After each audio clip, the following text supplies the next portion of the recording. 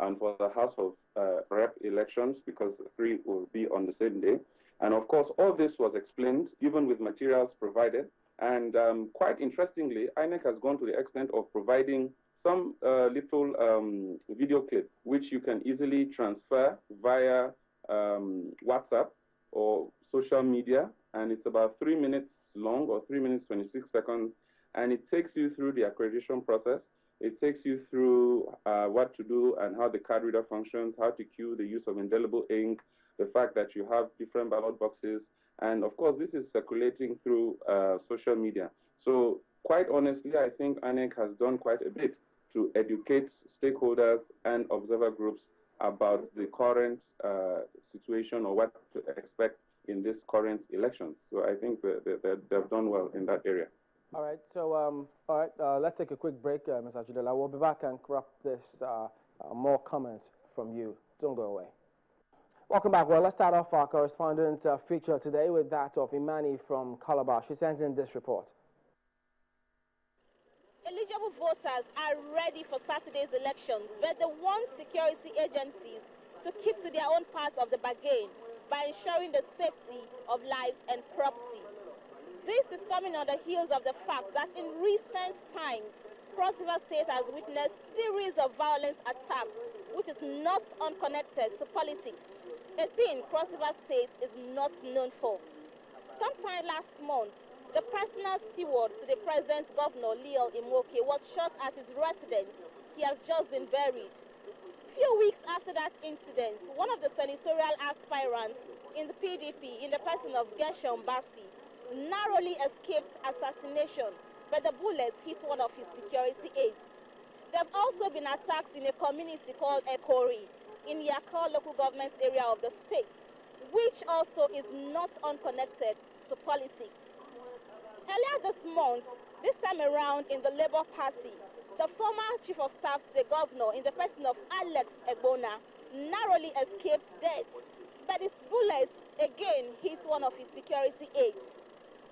Few weeks after that incident, another candidate from the Labour Party in the person of Okwa Idem was kidnapped, though he has just been released. These and more are issues eligible voters want security agencies to address in order to ensure a free, fair and credible elections come Saturday. It's back to you in the studio.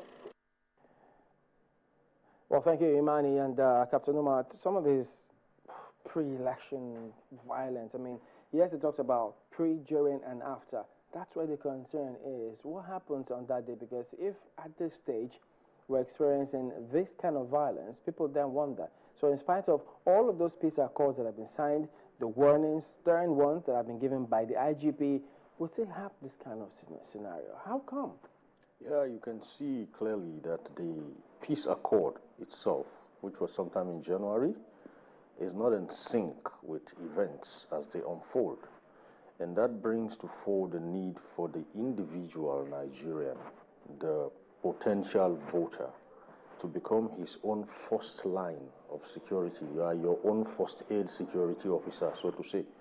And we try through my blog site and other avenues to tell you what you can do before, during, and after the elections. Don't forget, the law enforcement agencies are going to be there, the police and other allied sister agencies, but they are going to be fully engaged, going about seeing to everybody's security. Now, what can you do as an individual to ensure you come through this process safely is key. Because if you look at it, when political aides and even politicians start getting assassinated, you begin to see a need that needs to be filled. There's a gap that is not being filled. I wonder if political parties in Nigeria, particularly the two giant ones, have any robust security advisory machinery on ground. Most of them rely on the same law enforcement agencies again. So you see a law enforcement agency that is spread thin over a vast array of responsibilities. So they find it difficult to focus. All right, Mr. Ajidela, I mean, as a matter of, these elections is different from the previous ones perhaps that you've observed, because we've introduced the card readers and the PVCs. Do you have your ears to the ground? What do you anticipate? Because election observers have also got to look out for their security as well, not just those who are voting. What kind of scenario do you see playing out on the day? Thank you. First of all, I think the card readers would drastically help the process. If you observe what had been happening in previous elections, we used to see something that we call miraculous voting. You would go to a polling unit maybe by 11:30 p.m., just before accreditation was to end, and you could find 100 people accredited, for example. But you may come to the same polling unit